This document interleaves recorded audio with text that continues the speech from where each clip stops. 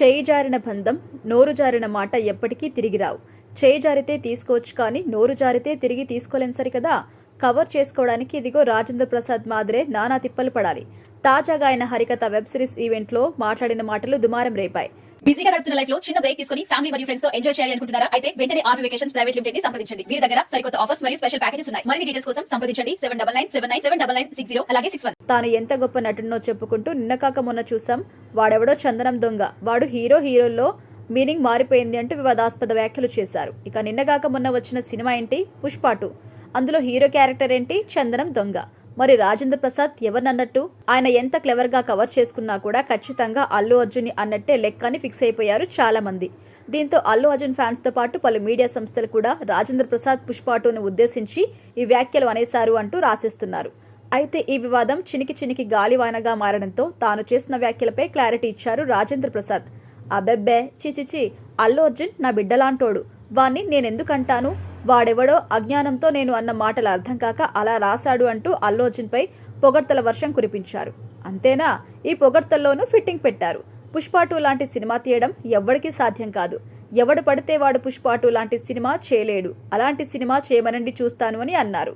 ఇక ఇంతకీ రాజేంద్ర ప్రసాద్ ఏం వ్యాఖ్యలు చేశారు, ఆ తర్వాత ఎలా కవర్ చేశారంటే, కలియుగంలో వస్తున్న కథలు మీరు చూస్తున్నారు. నిన్నగాక మొన్న చూసాం, వాడెవడో చందనం దొంగ, వాడు హీరో. ఇప్పుడు హీరో అనే పదానికి మీనింగ్ మారిపోయింది. నేను నటించిన హరికథ సినిమా 1000 రూపాయలు పెట్టి చూడాల్సిన అవసరం లేదు. మనకి ఉన్న కడుపు మంట మనం చెప్పాలి కదా, ఇంట్లోనే ఓటీటీలో చూడొచ్చు అన్నారు. ఇక ఈ వ్యాఖ్యలు తీవ్ర దుమారం రేపడంతో రాజేంద్ర ప్రసాద్ ఎలాంటి క్లారిటీ ఇచ్చారంటే, చీచిచిచి, అల్లు అర్జున్ గురించి నేను నెగిటివ్ గా మాట్లాడతానా? అవసరం లేదు. చీచిచి, నేను అలా అంటానా? అల్లు అర్జున్ నా బిడ్డండి. Allu Arjun I love you. నేను అల్లు అర్జున్ గురించి నెగిటివ్ గా మాట్లాడడానికి రాసిన రాతలు చూస్తే నవ్వొచ్చింది. పోనీలే, ఇంతకాలానికి నా గురించి నెగిటివ్ గా కలరిచ్చాడని ఆ రాసిన వాడెవడో పుష్ప 2లో హీరో దొంగ అని నేను అన్నట్టుగా రాసి పారేశాడు. ఓరి పిచ్చినా పుచ్చి, నేను అన్న ఉద్దేశం అది కాదు. ఇక నేను హీరోగా ఇన్నేళ్ల నుంచి ఉన్నా, రెగ్యులర్ గా హీరోని కాదు, చాలా సూపర్ హిట్స్ చూశాను. అసలు ఆ ఫంక్షన్లో నేను మాట్లాడిందేంటి, దాని వెనుక ఉద్దేశం ఏంటి అంటే, నేను హీరోనా? లేడీస్ టైలర్లో నేను హీరోనా? వాడో సన్నాసి. అప్పులప్పారావు హీరోనా? వాడు వెధవ. ఇలాంటి సమాజంలో ఇలాంటి క్యారెక్టర్స్ ని హీరోగా తీసుకుని ఆ క్యారెక్టర్ ద్వారానే హీరోగా ఎస్టాబ్లిష్ అవుతూ వచ్చాం. ప్రతి ఇంట్లోనూ ఒక కంచం ఎలా ఉంటుందో రాజేంద్ర ప్రసాద్ సినిమా కూడా అలాగే ఉంటుంది. అమెరికా నుంచి ఆస్ట్రేలియా వరకు ఎవరికి మనసు బాగోలేకపోయినా రాజేంద్ర ప్రసాద్ సినిమా చూస్తారు. నేను దొంగ అంటే అల్లు అర్జున్ దొంగ అయిపోతాడా? పైగా అల్లు అర్జున్ ఎవరు? నా బిడ్డలాంటోడు.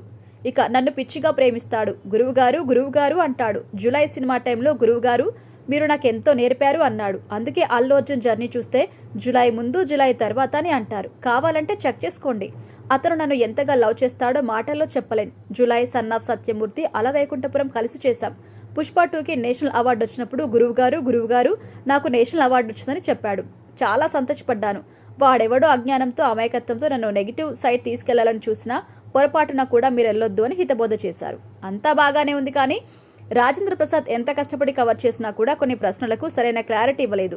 సరే, ఆయన పుష్ప 2 గురించే మాట్లాడలేదు, అల్లు అర్జున్నే కెలకలేదు అనుకుందాం. మరి ఆయన చేసిన వ్యాఖ్యల్లో నిన్నగాక మొన్న వచ్చిన సినిమా ఏంటి? చందనం దొంగ ఎవరు? సినిమా టికెట్ 1000 రూపాయలు పెట్టాల్సిన అవసరం లేదని అన్నారు. ఏ సినిమాని ఉద్దేశించి అన్నట్టు? ఏ సినిమాకి 1000 రూపాయల టికెట్ అమ్ముతున్నారు?